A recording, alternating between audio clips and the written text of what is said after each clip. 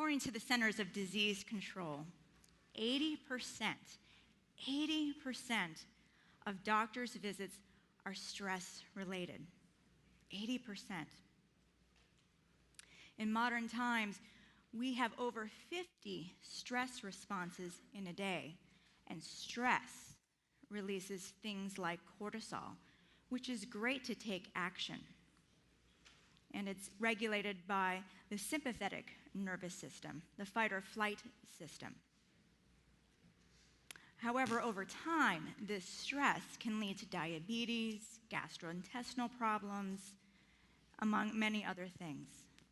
The good news is the body has a beautiful self-repair mechanism activated by the parasympathetic nervous system, coined by Herbert Benson, Harvard cardiologist, as the relaxation response.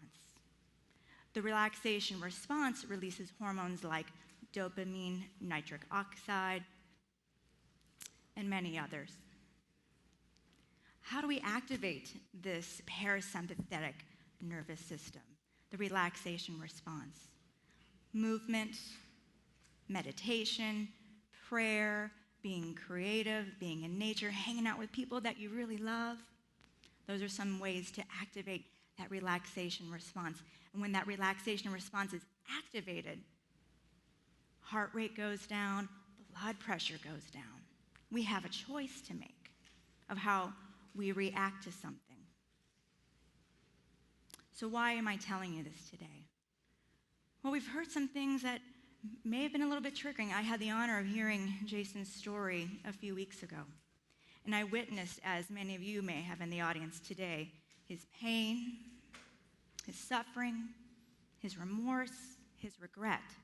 And even now I can feel a little bit of nervousness just being up here, but just hearing his words and witnessing another human being suffering, a stress response in my own body. Short of breath, tightness in the stomach, chills up and down my arms. So, today, one of the reasons why the guys asked me to come was to help ground us in this experience, to be with this experience. And the question that I had for myself was, how do we be in the face of suffering? How do we build resiliency and have compassion and stay open-hearted and connected to what we just heard today? And today I'm going to show you how, through integrated modalities that we call urban Zen. So we're going to do a little bit of movement, a little breath work, a little meditation today.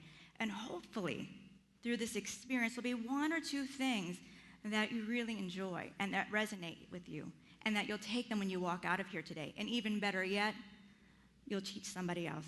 So in your red box, you have, if you can find it, a little sample of oils. And they're labeled Young Living. Some are green or some are yellow. So some of you have peppermint, some of you have lemon. And once you get your oil out, you rip that top open, and you have the oil just right around the sternum area. And if you're comfortable, you're welcome to close your eyes and begin to take the aroma in.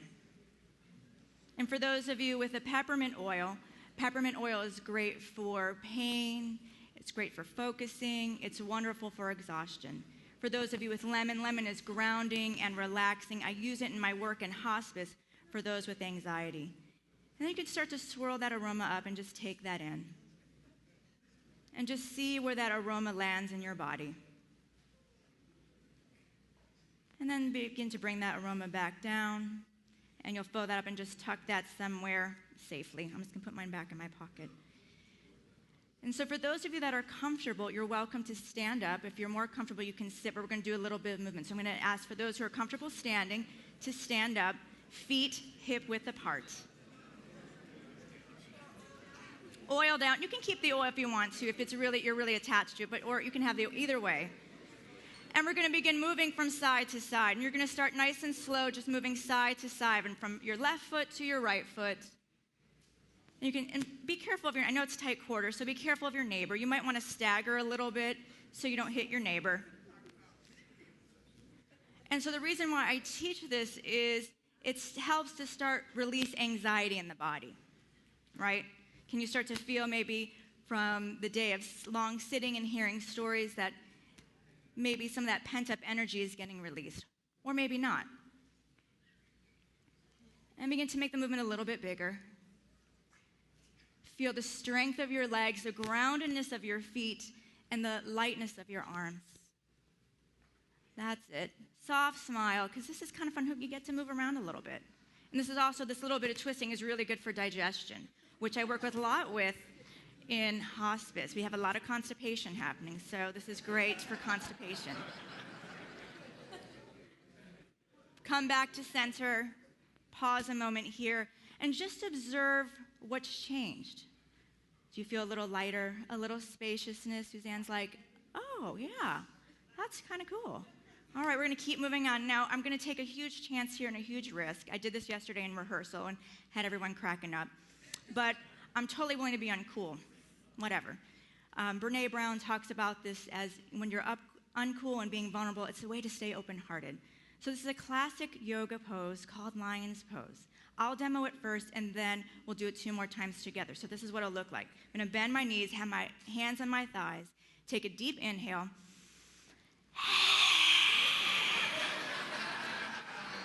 All right, you ready? Yeah, here we go. Inhale, exhale.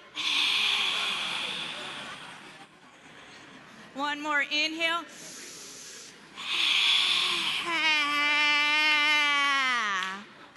All right, you guys are awesome. Woo, yeah. Woo, lion's pose. All right, we're going to move on. Inhale the arms up. Spread your toes inside your shoes and lift through the pinky side of your hand and feel the strength of your powerful legs. And as you exhale, lower the arms down. Watch your neighbor. We're going to do that a couple more times. Inhale, raise the arms up, interlace your fingers this time, and hinge over to your right, pouring all of your weight into your right side. That's it, really lengthen. Does that feel good? Oscar, you're like, yeah, feels good, yeah. And then begin to twist your heart up towards the sky. And then inhale, come back to center. Exhale to the other side. Good. You guys are doing wonderful. Are you breathing? If you're not breathing, you need to come up a little bit. That's a sign that you've gone too far. All right? Good. Come back to center and release your hands down and have a seat. Okay. So we got the blood flowing, we have some oxygenation happening, and now we're going to go inside and find our still point.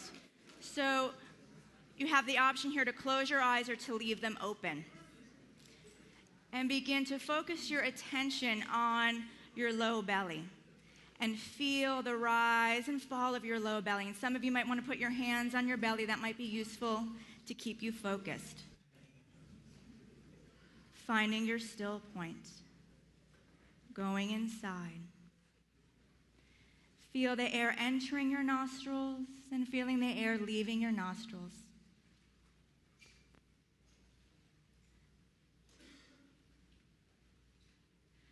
Relax any amount the muscles of your feet, your ankles, calves, thighs, belly, chest, shoulders, neck, and head.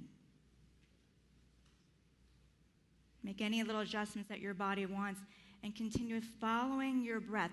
As you inhale, the breath slides down the body, and as you exhale, the breath slides back up. The mind is always thinking about the past and thinking about the future. The body is always in present time, and this is how we stay present. To be with what is, whatever arises. In Jewish mysticism, there's 2 ways that we practice this. Tikkun nefesh, which is healing and refining the soul, and tikkun olam, healing and caring for the world. And this is the way we do it, by going inside and finding our still point. The light in me honors and sees the light in each and every one of you. Slowly open your eyes. thank you for practicing. Namaste.